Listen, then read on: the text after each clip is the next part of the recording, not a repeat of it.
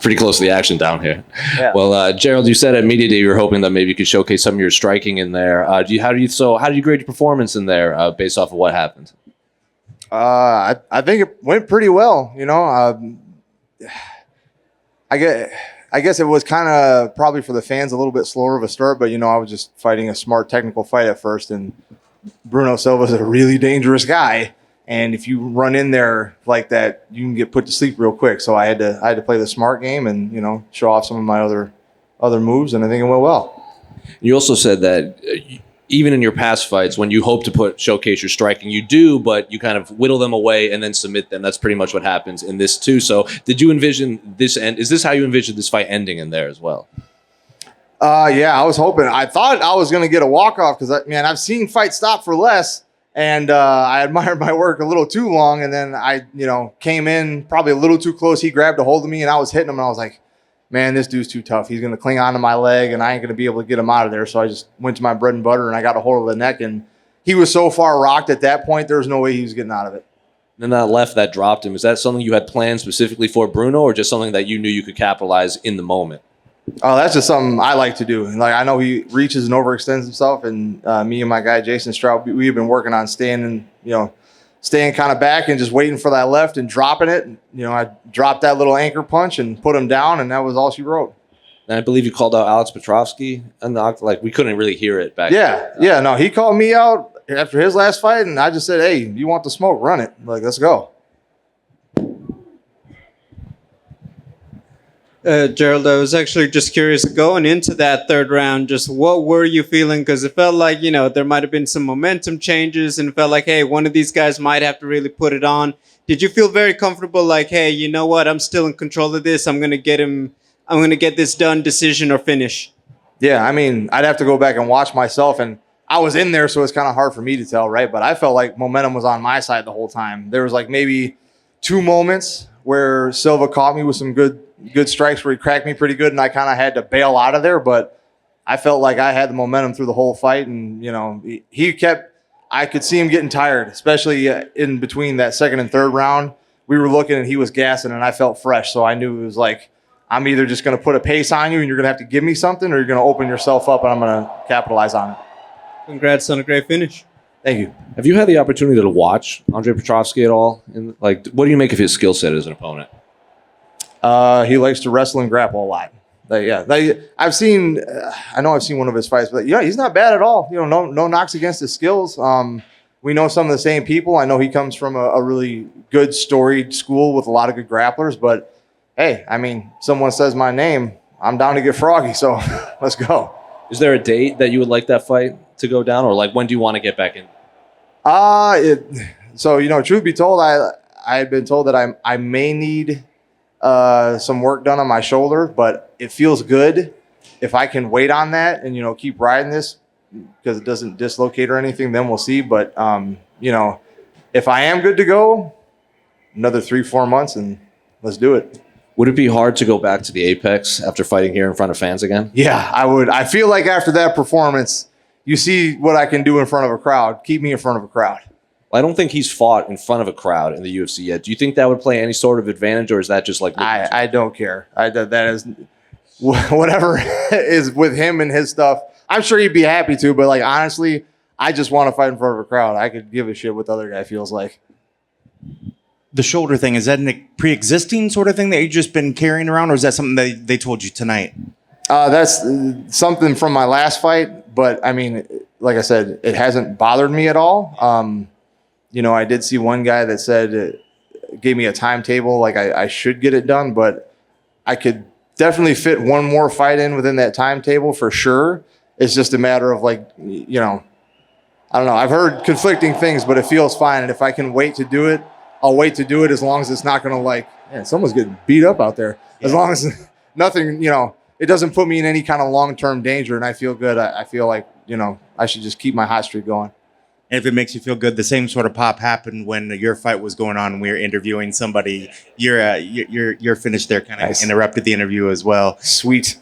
Did you have a particular game plan for him, or did you know that as the fight went on that you guys would try to tire him out and just kind of reassess as it went on?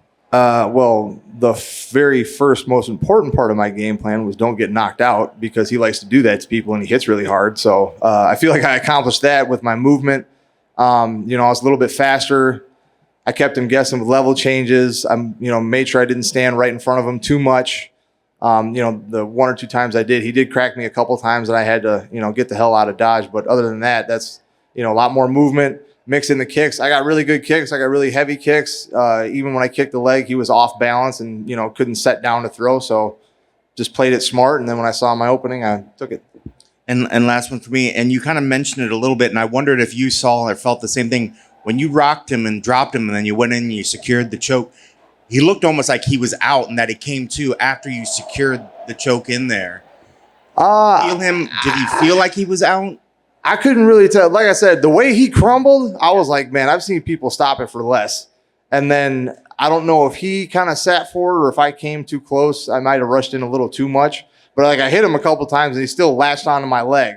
And I'm like, okay, now if he somehow gets his wits back and grabs onto my leg, now I'm stuck in this stupid position instead of finishing the fight. Yeah. So I was like, I'll just get my hips away, make some space. I'd been cracking the dude in the face all night, and it took that one perfect shot to do that. So I didn't think that the ground and pound is going to completely get it done. So I was like, well, I know for sure, especially if they're rocked, I can choke out pretty much any man walking this earth. So why not make this an early night? And so once you secured it, you knew at that point it was game over. Yeah, there were, especially after you get rocked like that. When I go for guillotines and chokes, especially, I had always preached this: you do not have to guillotine people off your back. You can stay on top. All right, you just saw it. I was on my knees driving into him, because then if he does try to go, I can go for a mounted guillotine, or if I really do have to go to my back, I'm off on an angle and my legs are wrapped up in a way that I can always reverse and get back on top. So I see people do that and they pull guard, and I'm like, now the dude's going to pop out and you're going to lose position. Whereas if I get your neck and I hurt you, I'm staying on top, because I'll let the submission go to punch you in the face before I'll hang on to the submission and give up top position. Awesome. Congrats on the victory. It was quite a performance. Thank you. I was going to ask you about the technique, but I think you just covered it right there. So, you said that you can choke anyone out after they've been rocked, but it was late in the fight. You guys were sweaty. How much more difficult is to pull off that move late in the fight when the bodies slip around more? Oh, it's easier. I mean, body type plays a part to it, right? Maybe if he had, a really thick neck and it was the same width as his head, maybe it would pop out, right? But being sweaty kind of helps a little bit, because once I start squeezing, I'm going to find that chin and my forearm's going to slide right underneath the chin, right? So if you're dry and you get to the good spot, it's nice because they can't pop their head out. But going for the submission when you're sweaty, as long as you can stay in the right spot and you get that squeeze on, arm slid right underneath his neck. There was nothing he could do about it. And again, I was driving into him staying on top, so he couldn't rear back and pop his head out, because sometimes guys fall back like that or they pull away, and that helps your opponent, especially when you're sweaty, pop out. But if I drive into you, not only does it help curl your neck and secure the choke tighter, but even if you do pop out, you pop out and go to your back, and I stay on top so I can keep punching you in the face, and I'm, on the A side. So you said body type kind of makes a difference. In what way do you feel like you are built to choke people out more so than other fighters? I don't know if I'm built to choke people out or it just ends up happening that way all the time, right? I got kind of a weird body shape. I got these long dancer's legs and I got a short, thick torso. So my kicks are really good, and I got a strong core. So maybe that helps for choking people. I don't know. And then I'm curious about the call out. I mean, you gave us a little backstory that he called you out, but you've been here for a long, long time, and he's a guy who's rather new. We usually see guys trying to go forward in the rankings. You're, on your way there. You've been in the UFC. So what do you really have to gain from fighting a guy who's still quite new? I mean, the guy I just fought was 3-1. He's pretty new too. I mean, and that's one thing. I finished him. Alex Pereira couldn't do that, and he's getting the title shot. So, and this is the thing though. Someone calls me out. All right, let's go. But I also said, if they don't want to give me that fight, they want to give me somebody with a number next to their name, I'm not going to say no to that. What kind of confidence does it give you to know that you just choked out a guy that the next title challenger couldn't finish?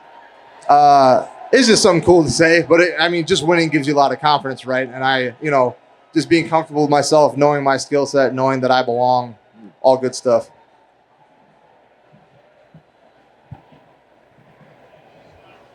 All right, thanks, guys.